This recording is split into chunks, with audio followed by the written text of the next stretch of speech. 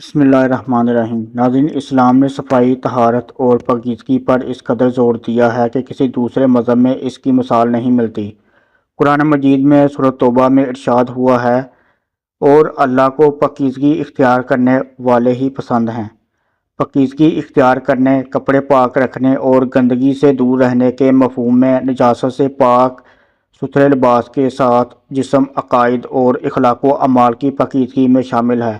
روح کی پاکیزگی کا انحصار بھی انہی باتوں پر ہے، کیونکہ ایک پاکیزہ روح گندے جسم اور ناپاک لباس میں نہیں رہ سکتی۔ رسول اکرم صلی اللہ علیہ وآلہ وسلم جس معاشرے میں مبعوث ہوئے، وہ نظافت و طہارت کے ابتدائی تصور سے بھی عاری تھا۔ آپ صلی اللہ علیہ وآلہ وسلم نے اپنی ظاہری زندگی میں بھی نظافت اور طہارت کا نہایت اعلیٰ معیار قائم فرمایا، اور امت کو بھی اس کی ایسی مفصل تعلیم دی جو زمانہ حاضر کی ان قوموں کو بھی نصیب نہیں ہے جو مہذب ترین ہونے کا دعویٰ کرتی ہیں۔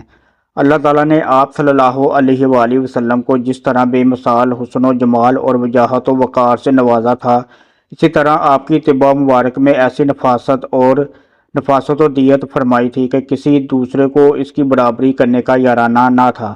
آپ صلی اللہ علیہ وآلہ وسلم کا فرمان عالی شان ہے کہ طہارت، پاک صاف رہنا جزو ایمان ہے۔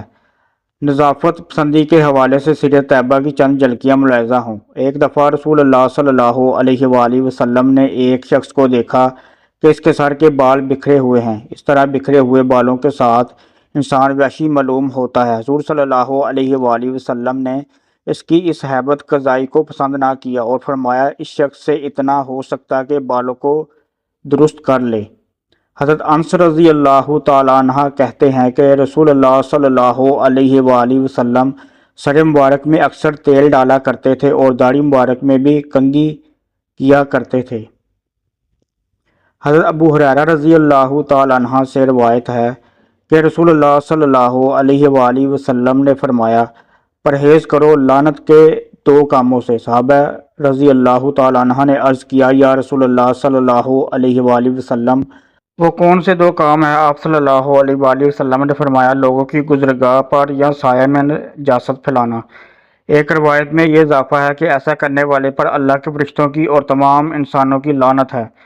حضرت عطا بن یسار رضی اللہ تعالیٰ عنہ سے روایت ہے کہ ایک دن رسول اللہ صلی اللہ علیہ وآلہ وسلم مسجد میں تشریف فرما تھے کہ ایک صاحب اس حالت میں مسجد میں آئے کہ ان کے سر اور داڑھی کے بال بکھرے ہوئے تھے۔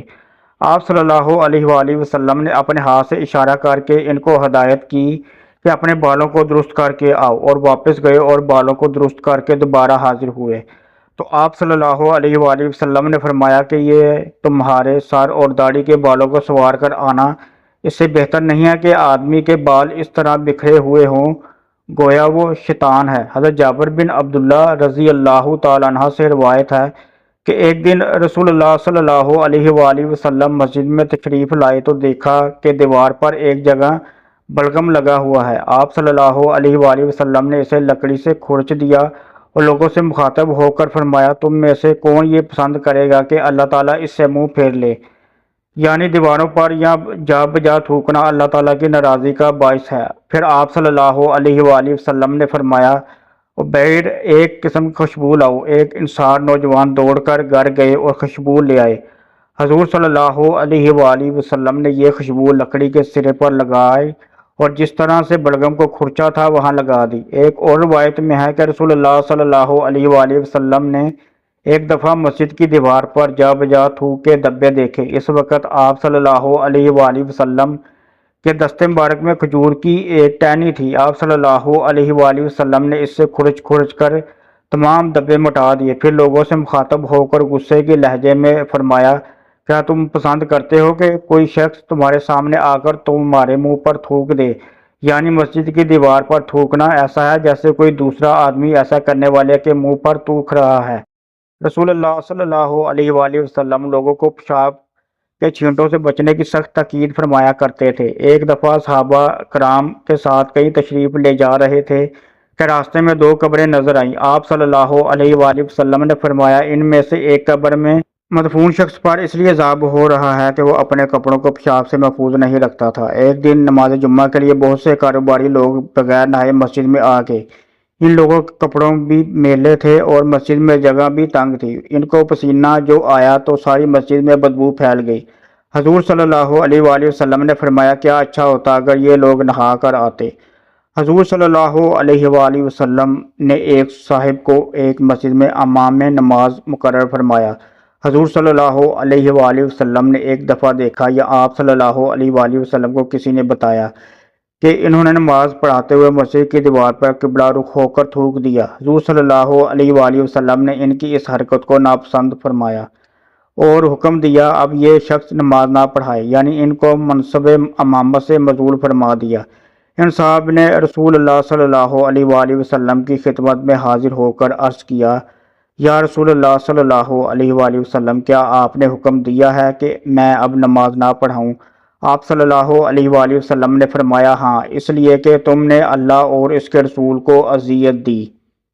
آپ صلی اللہ علیہ وآلہ وسلم نے غسل، وضو اور پاکیزگی کو طہارت اور عبادت کا لازمہ قرار دیا ہے۔ آپ صلی اللہ علیہ وآلہ وسلم نے دانتوں کی صفائی پر بھی بے حد زور دیا ہے۔ اس مقصد کے لیے آپ صلی اللہ علیہ وآلہ وسلم کثرت سے مسواک کیا کرتے تھے، بالخصوص ہر نیند سے جاگنے کے بعد، باہر سے گھر میں تشریف لاتے وقت، فوراً اور تہجد کے لیے اٹھنے کے وقت آپ لازماً مسواک فرماتے تھے۔